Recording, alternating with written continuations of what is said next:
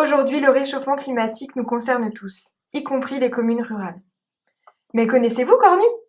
Une commune rurale à 18 km au sud de Rennes où il fait bon vivre. Mais ne vous fiez pas aux apparences. 2100, il est trop tard pour réagir.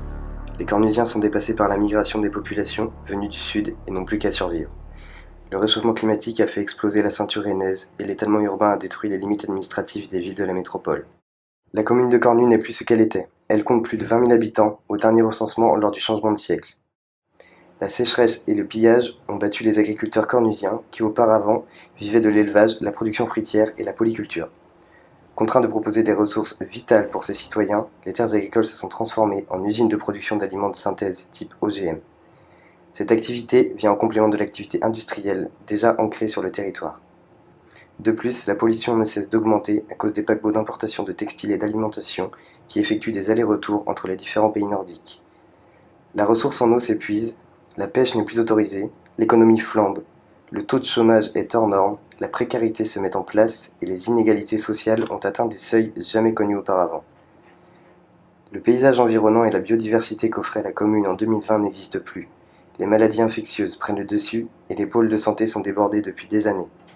Les populations les plus vulnérables, comme les personnes âgées, peinent à avoir accès à un niveau de soins décent.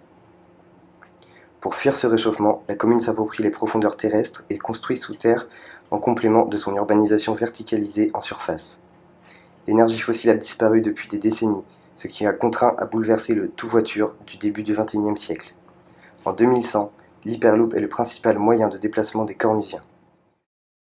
Ce mode de transport rapide permet le développement des usagers en train. De plus, depuis que les voitures n'existent plus, les parkings vides de la commune ont été aménagés pour accueillir les populations les plus démunies. En matière de gouvernance, on constate une montée extrême de l'individualisme provoquant de nombreux conflits et guerres civiles. Les politiques publiques locales perdent le pouvoir malgré leur volonté de tenir en vie une société stable. Les textes de loi à l'échelle nationale ont été renversés. La politique de l'enfant unique a été mise en place et les politiques promettent de mettre en place une taxe sur l'air encore respirable. Ça vous fait peur, hein? Nous, oui.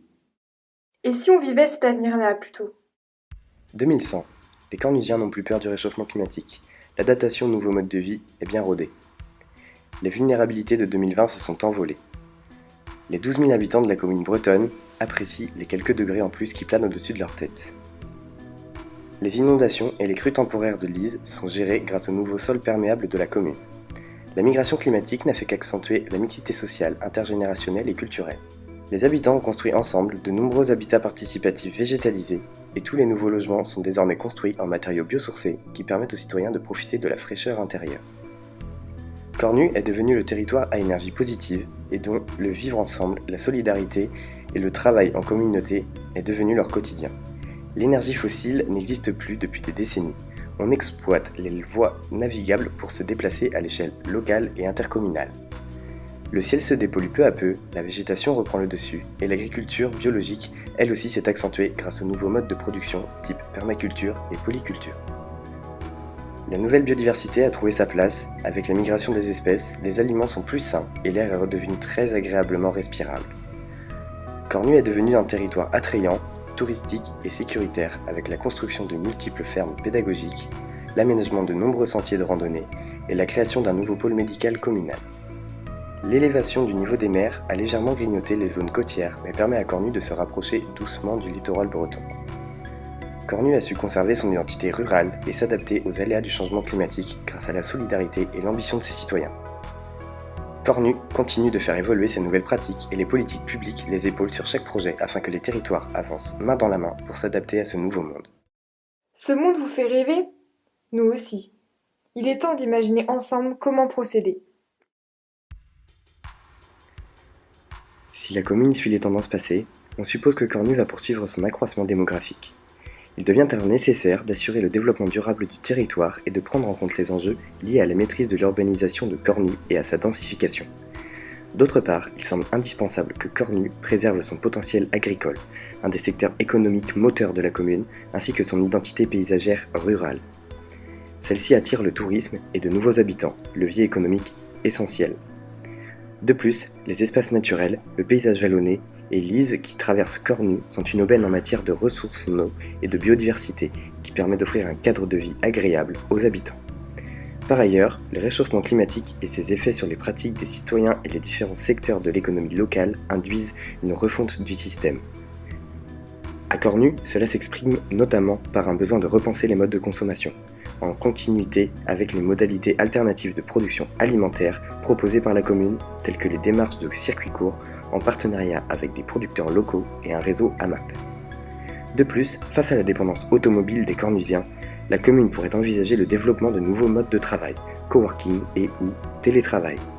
Cela permettrait de pallier l'effet dit dortoir de la commune, de participer à la réduction des déplacements domicile-travail et par conséquent à la réduction des gaz à effet de serre.